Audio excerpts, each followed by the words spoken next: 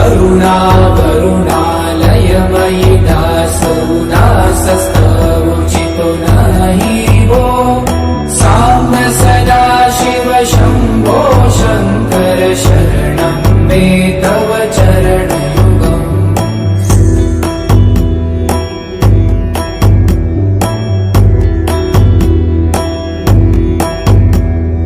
जय कैलास निवास प्रभात गणाधीश भूसुरार्चित वो